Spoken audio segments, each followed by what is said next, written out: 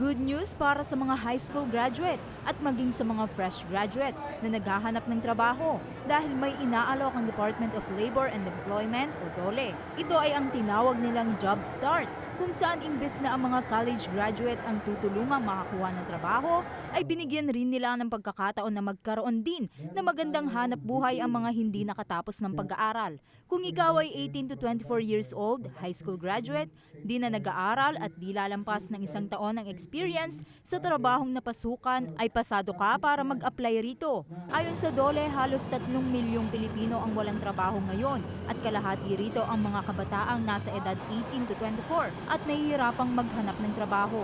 Sa panahon kasi ngayon, mahirap maghanap ng trabaho lalo na yung trabahong hinahanap mo ay hindi naman nakaugnay, hindi nakaukma kung ano man yung meron kang kakayahan.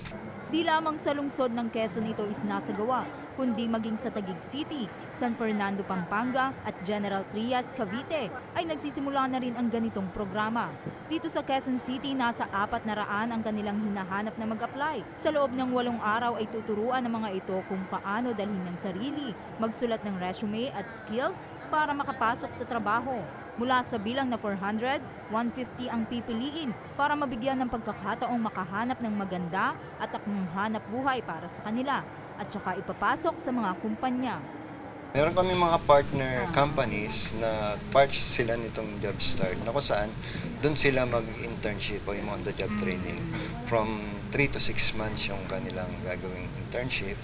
Tapos pag nagustuhan sila ng company, ay i-hire na sila. Merong allowance na binibigay, including yung pagkain nila during the training. Then pagdating sa internship, bibigyan sila ng 75% ng minimum wage ng mga companies na part ng Job Start natin. Ang mga hindi naman umano mapipili ay maaaring pumunta pa rin sa Public Employment Service Office para makahanap ng akmang hanap buhay para sa kanila. Isa sa ibinigay na tip ng DOLE ay mag-apply muna sa Job Start at mag-register, kung saan sa Quezon City ay nasa Farmers Plaza ang kanilang registration. Matapos nito ay ang orientation at ang one-on-one interview. Samantala, labis naman ang katuwaan ng mga job seeker na nag-apply, lalo na sa mga ganitong proyekto ng DOLE.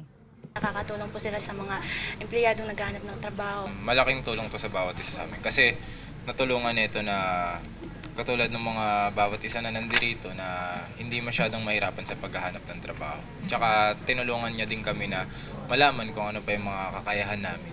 Dito rin ay tinitingnan kung saang larangan sila nababagay sa pamamagitan ng isang test na ayon sa job seekers ay malaki ang naitulong sa kanila.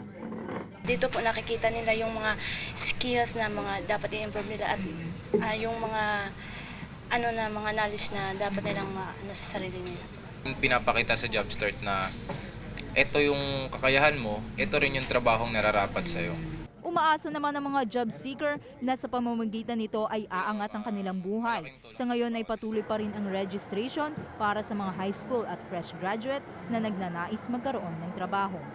Jandy Amoroso, Eagle News.